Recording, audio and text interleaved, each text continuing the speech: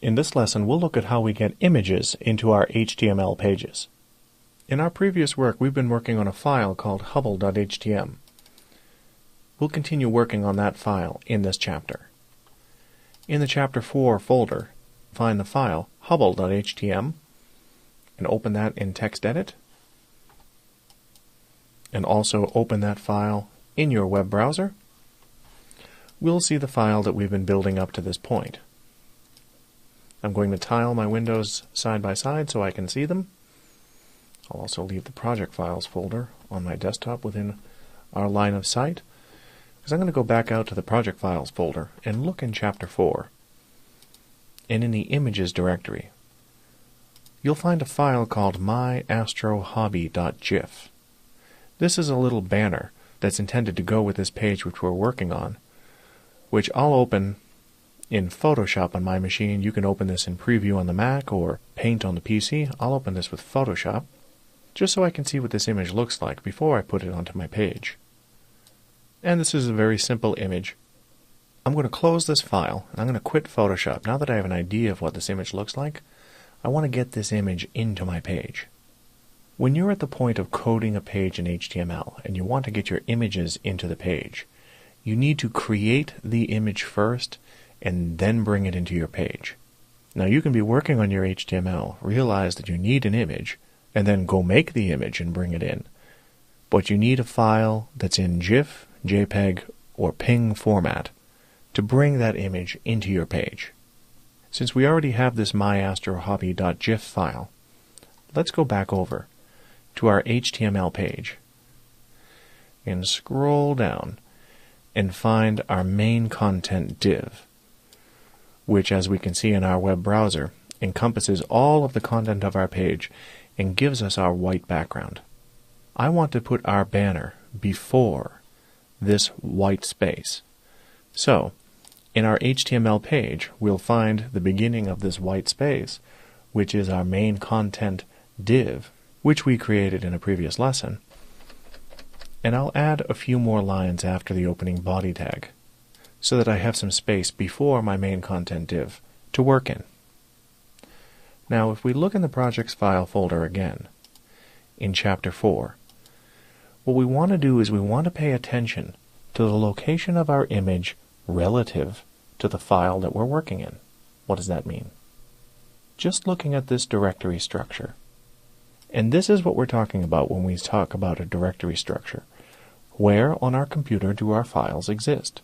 Here in the Chapter 4 folder, I have multiple HTML files. I also have another directory or folder on the Macintosh, and within that directory or folder, I have other files, such as the GIF we were just talking about and another image that we'll look at in a future lesson. Now, when hubble.htm is loaded by the web browser, we need to tell the web browser to look for our banner. But we also need to tell the web browser that when it's looking for our banner, it needs to look in the images directory and find this file, myastrohobby.gif. Let's just bear this in mind as we get started bringing this image into our page. So I'll put my Finder window, or Windows Explorer on the PC, over to the side, switch back over to my HTML file, tab over one time, and now I'm going to create the tag that will allow us to refer to this image. To bring an image into your HTML page, we're going to use the image tag, which reads IMG followed by a space and an SRC attribute. And I'm going to close this image tag. Image tags, like break tags and meta tags, are empty elements. Unlike the other tags we're working with, like H1, paragraph, ordered list, unordered list, image tags do not have an opening and closing tag. There is only a single tag to create our element, which is why we refer to them as empty elements. They have substance, but they don't surround something else. So I've created my image tag, but I haven't told it to refer to a specific image yet. So within this syntax, image src equals, I'll put the file path relative to the location of the file hubble.htm to the image that we want. If we look in Finder again, we can see hubble.htm exists in our folder structure or directory structure at the same level as images. So, I need to tell Hubble, go into the images directory and find the file myastrohobby.gif.